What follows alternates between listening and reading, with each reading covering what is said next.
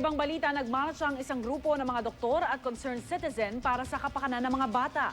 Layo ng pagkilos na imulat ang publiko sa tamang pangangalaga sa mga bata para mabawasan ang bilang ng mga namamatay. Para sa detalye, may live report si Chino Gaston.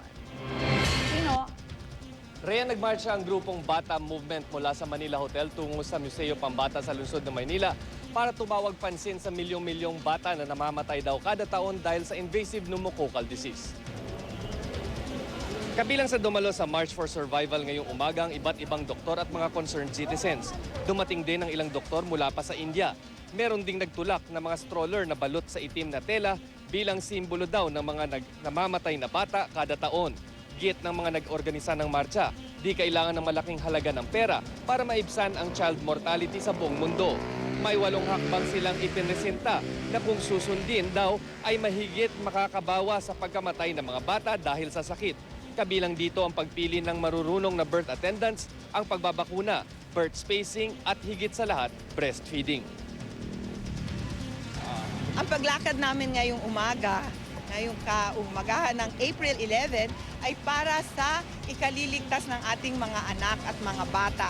Alam nyo, bawat minuto, 2 bata ang namamatay dahil sa pneumococcal disease at 10 halos ang namamatay every minute in the world because of certain conditions. Alam nyo, Rhea, ang marcha ngayong araw ay panimulang aktibidad lamang sa 2 araw na conference na isasagawa sa Manila Hotel kung saan dadalo ang mga LGUs, mga policy makers at mga doktor para pag-usapan ang layunin ng Bata Movement. Rhea? Maraming salamat, Chino Gaston, nag-uulat live mula sa Maynila. Ingat-ingat, magkita muli tayo Lunes dito lang sa Unang Hiling! Liza Zulueta, happy birthday from Dex. Happy graduation day to Rachel. Thank you so much to the staff of Boracay dito sa Porac, Pampanga. Happy birthday!